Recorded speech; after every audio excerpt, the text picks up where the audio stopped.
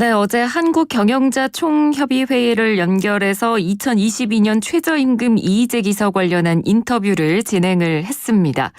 노동자들 역시 내년도 최저임금에 대한 불만을 갖고 있습니다. 노동자들의 삶을 개선하기 위해서는 턱없이 부족하다는 거죠. 자, 민주노총 한상진 대변인 전화 연결해서 자세한 입장 들어보도록 하겠습니다. 대변인님 안녕하십니까?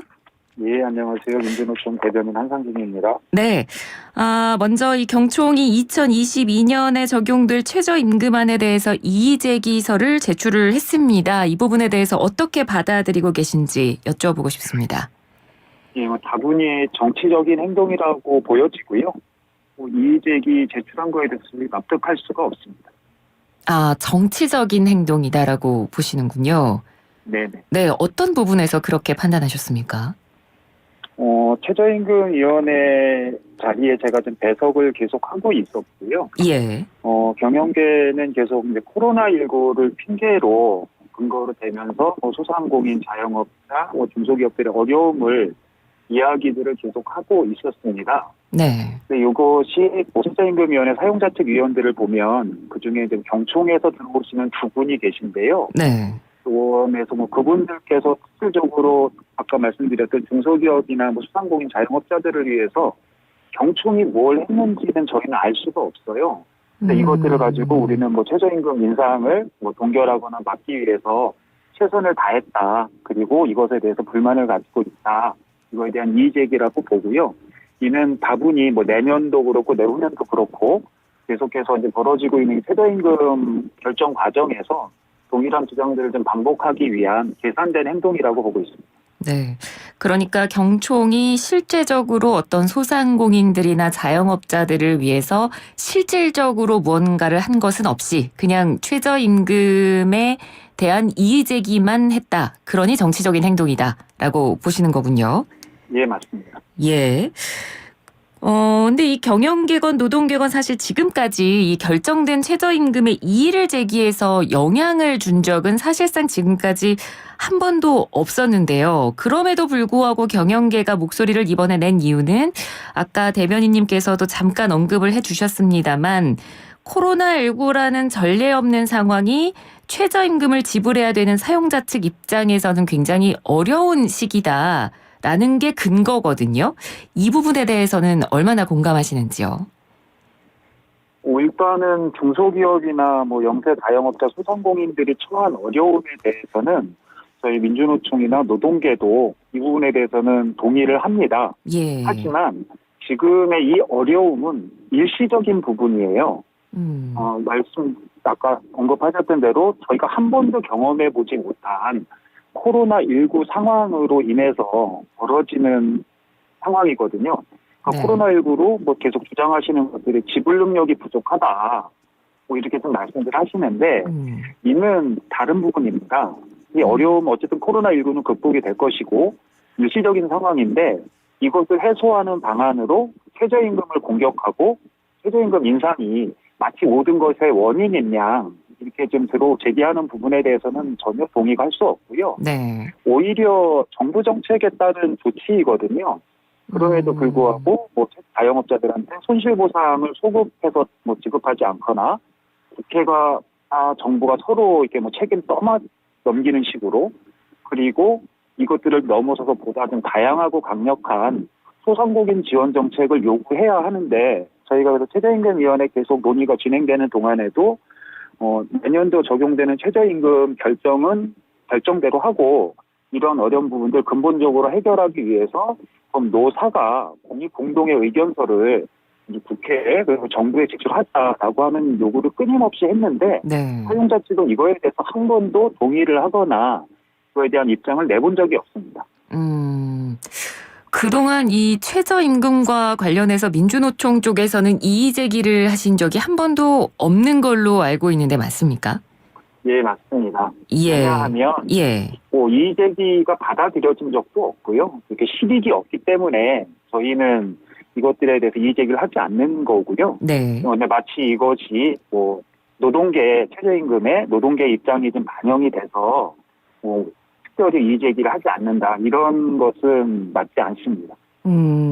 그러니까요. 이 노동계의 입장이 많이 반영이 됐으니까 뭐 이의 제기가 없었던 거 아니냐. 뭐 한편에서는 이렇게 보는 시각도 있더라고요.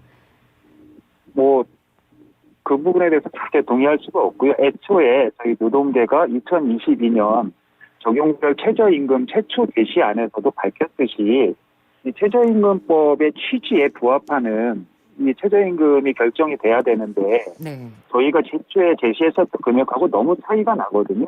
예. 노동계 입장이 반영됐다라고 볼 수 없습니다. 알겠습니다. 자, 이 경영계에서 어제 저희랑 인터뷰를 이제 경총이 진행을 해서 어제 답변하신 내용들을 중심으로 어떻게 생각하는지 좀 여쭤보고 싶습니다. 일단 어제 경영계에서 주장한 입장은 이랬습니다. 이 최저임금 인상률 산출 근거 자체가 현 시점에서 적절하지 않다. 그러니까 산출 방식 자체가 틀렸다라고 지적을 하면서 경제 성장률에 소비자 물가 상승률 전망치를 더하고 여기에서 취업자 증가율 전망치를 뺀 수치가 이제 5.1%로 나온 거 아니겠습니까? 이 산출 방식 자체를 노동계에서는 어떻게 보시는지요? 뭐 사용자 측도 어저께 뭐 경총에서 나와서 인터뷰하시는 거 들었는데요. 네. 사용자 측도 불만이지만 그 민주노총도 우리 공익위원들이 제시한 근거에 대해서 납득할 수가 없습니다. 공익위원들께서 제시한 근거는 전체 임금 노동자들의 2021년 임금 인상률을 예상치로 해서 최저임금 결정한 거거든요. 네. 근데 문제는 최저임금은 명목임금 인상률 또는 이렇게 협의회에서 하는 협약임금 인상률보다 높게 인상이 돼야 최저임금법 취지에 맞게 해서 노동자들의 소득 격차를 완화시킬 수 있거든요. 그 임금 격차를 완화시킬 수 있는데 네. 이를 완전히 무시한 겁니다. 이런 상황에서 경영계도 반발하지만 경영계가 반발하고 있는 주장하고 있는 부분에 대해서는 저희는 동의가 되지 않습니다. 예. 민주노총도 공익위원이 제시한 근거는 동의할 수 없습니다. 네. 이 계산 방법이 올해 들어서 갑자기 사용한 방식이다. 이런 주장도 경총 쪽에선 했거든요. 어떻게 받아들이십니까? 그러니까 항상 그 최저임금위원회에서 공익위원이 제시하는 근거는 매해 조금씩 좀 달랐어요. 예. 그 경제성장률하고 물가상승률은 매해 그럼에도 불구하고 경제상승률하고 성장률, 물가상승률은 매해 좀 고려를 해왔었던 것으로 저희는 기억을 합니다. 네. 근데 문제는 경제성장률하고 물가상승률의 합산으로 최저임금을 인상할 경우에는 소득분배 개선, 그래서 최저임금 인상을 통해서 하고자 하는 정책적인 이 결과에 도달할 수가 없습니다. 심지어 2022년의 최저임금은 경제성장률하고 물가상승률의 합해서 삭감한 수준이거든요. 예. 그러니까 경영계의 반발을 아무리 확인하다고 해도 이거에 대한 근거가 없어서 납득하기 어렵고 네. 오히려 저임금 노동자의 상황, 처해 있는 상황을 외면한 이 공익위원들의 일방적인 결정이라고 저희는 보고 있습니다. 알겠습니다. 그런데 뭐 국민들 입장에서 사실 뭐 찬반 여부나 논란을 떠나서 가장 안타까운 부분은 이런 거거든요. 그러니까 소상공인들 가운데서도 실제적으로 어려움을 겪으시는 분들이 많고 이 중에서 이제 최저임금을 주요 지불할 수밖에 없는 이런 주체들 또 이런 분들이 최저임금이 보호하고 있는 노동자들보다 더 나은 경제 생활을 못하고 계시는 분들도 사실 계실 테니까요. 그래서 뭐 을과 을의 갈등으로 번졌다 이런 표현이 나오는 게 사실 국민의 한 사람으로서는 굉장히 좀 안타깝게 보여지는 부분인데 이 부분에 대해서는 어떻게 생각하십니까? 예, 뭐 저희도 이 부분이 가장 안타까운 부분입니다. 근데 어쨌든 최저임금법은 최저임금 노동자들, 저임금 노동자들의 임금 수준을 결정하는 거예요. 예. 그 다시 말해서 뭐 경영계 쪽에서 주장하는 중소기업 명세 소상공인들 자영업자들의 어려움은 이 최저임금에서 논의할 부분은 아니라고 봅니다. 뭐 실제로 소상공인들 진짜 부담이 어려운 게 최저임금 때문에 그런가라고 보면 그 부분은 좀 사실과 좀 다릅니다. 왜냐하면 고용이 없는 그러니까 최저임금과는 상관없는 고용 없는 중소 영세 기업들이 많이 있고요. 소상공인들 같은 경우. 실제로 진짜 부담은 최저임금이 아닌 임대료다라고 보고 있고요. 또 하나는 정부의 지원 정책의 부재로 인해서 계속해서 나오는 갈등과 반목의 양상이다라고 라고 봅니다. 저희가 최저임금 결정되고 나서 그러니까 편의점 업계에서 여러 가지 말씀들을 좀 많이 좀 하셨었는데요. 네. 실제로 밤거리에 가면 요새는 교회 십자가보다 편의점 네온사인이 더 많습니다. 2014년도로 기억하는데요. 편의점의 거리 제한이 이제 완화가 되면서 충분히 예상했었던 결과가 뭐냐면, 그러면 A라는 사와 B라는 사의 경쟁, 점포의 경쟁이 아니라 A라고 하는 프랜차이즈의 A점, B점, C점의 경쟁으로 인해서 수익이 감소할 것이다. 충분히 예상했었는데 그게 문제 제기도 많이 했고요. 근데 결과가 이렇게 나온 겁니다. 그럼 그렇게 되면 그럼 점포들 간의 경쟁은 치열해지는데 프랜차이즈 본사는 손해날 게 없어요. 가맹점주들은 손해가 나가 있는 상황에서. 그럼 결국은 이것은 구조적인 문제가 아니냐.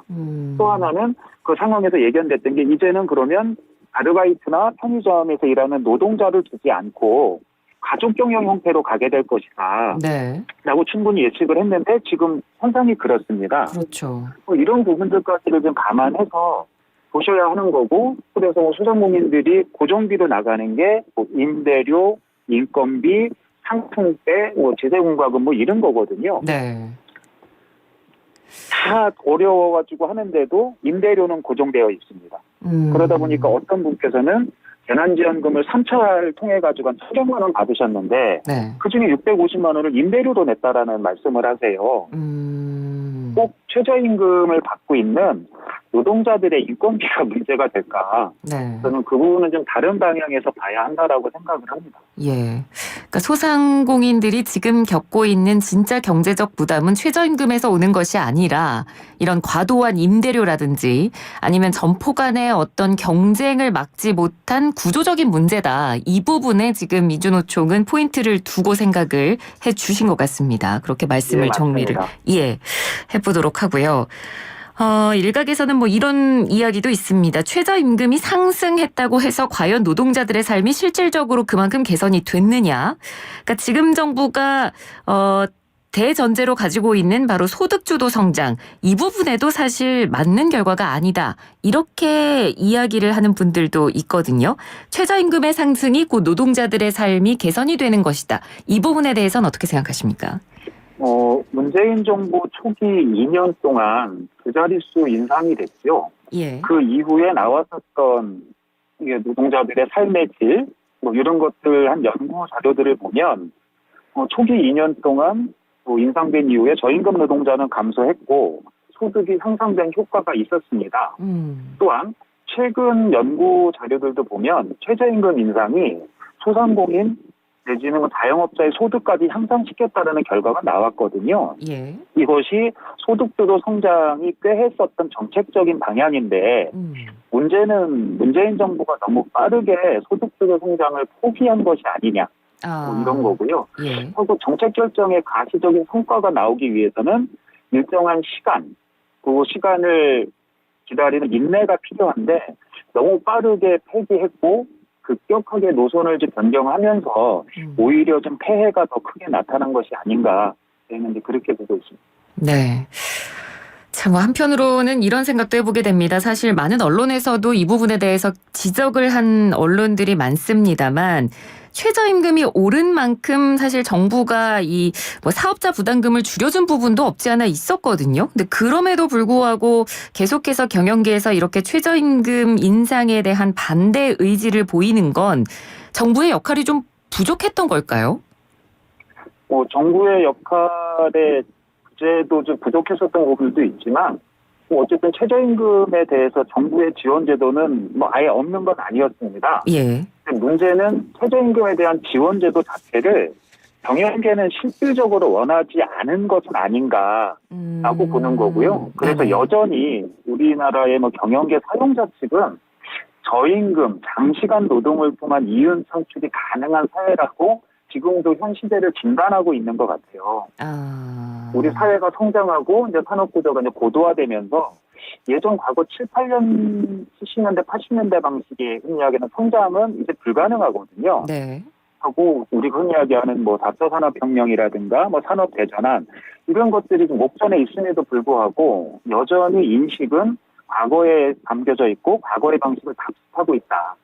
그래서 이는 최저임금만이 아니라 원화청 불공정 거래부터 해서 하는 이제 구조적인 문제, 대기업 중심의 경제 구조에서 가장 손쉽게 나오는 것들이 원화청에 대한 납품 단가 후려치기 이런 것들이거든요. 네네. 이렇게 되면 실제로 수직 계열화되어 있는 밑에 있는 납품업체들은 단가가 안 나오니까 결국은 임금에 대한 부분을 고민할 수밖에 없고 사업의 종패까지 고민할 수 있는 거 아닌가 이렇게 보고 있습니다. 네. 그러니까 기업들이 노동자를 바라보는 어떤 사회적 인식이라든지 뭐 대기업들이 중소기업이나 하청업체를 바라보는 인식 자체가 아직은 우리나라가 좀 많이 개선되지 못한 사회적 분위기다. 이런 부분을 지적을 해주신 것 같습니다. 예. 경영계는 내년도 최저임금이 얼마였어야 한다고 보나라는 질문을 제가 어제 드렸었는데 동결이 맞다라는 답이 돌아왔거든요. 같은 질문을 노동계에 드린다면 내년도 최저임금 얼마나 인상이 돼야 적절했었다라고 판단을 하십니까? 10,000원은 넘었어야 한다라고 저희는 판단합니다. 애초에 저희가 제출했었던 것도 1,800원인데요. 예. 산출 근거나 여러 가지들이 있지만 노동자들이 이 임금을 통해서 본인과 가족의 생계를 책임질 수 있어야 하잖아요. 그렇죠. 그런데 정부에서 발표한 공식적인 통계청에서 발표한 이 소득 자료나 지표들을 보면 지금 최저임금은 거기 한참 밑에 있습니다. 근데 문제는 이 최저임금이 누군가에게는 최고임금이 되고요. 그 최고임금이 되는 최저임금 노동자들이 한 500만 명 된다라고 하는 거죠. 이 부분이기 때문에 저희는 최소한 10,000원은 넘었어야 한다라고 생각합니다. 네. 결국 이 정부가 내걸었던 최저임금 10,000원 공약 결국 실패로 돌아갔습니다. 앞으로 남은 노력들도 지금 정부 입장에선 필요해 보이고요. 끝으로 민주노총 측에서 주장하는 바는 무엇인지 한 말씀 부탁드립니다. 그래서 민주노총 특히 이제 노동계는 이 최저임금법 취지에 맞는 최저임금이 결정이 진행돼야 한다라고 하는 거고요.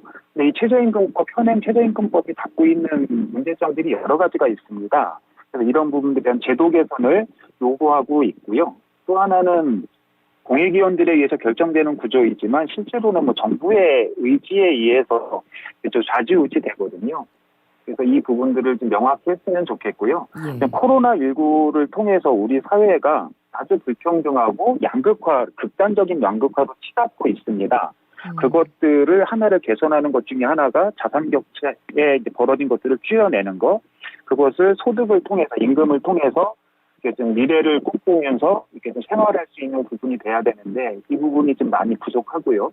그래서 민주노총은 이미 다 알고 계시겠지만 우리 사회가 지금 대전환기에 있습니다. 그래서 이 대전환기에 한국 사회를 올바르게 좀 가져가기 위해서 5대 의제, 15대 요구사항을 중심으로 그래서 양극화, 불평등을 해소하기 위한 여러 가지 사업들, 계획들을 가지고 있고요. 그중에는 내년까지 연동되어지는 사회 대전환을 위한 총파업을 준비하고 있고 이 총파업을 통해서 가장 절박한 낮은 곳에 있는 노동자 민중들의 목소리를 사회로 끄집어내고 의제화시켜서 이를 해결하려고 합니다. 좀 많은 이해와 지지를 좀 부탁을 드리겠습니다. 네, 알겠습니다. 오늘 말씀 여기까지 듣겠습니다. 감사합니다. 네, 감사합니다. 네, 지금까지 민주노총 한상진 대변인이었습니다.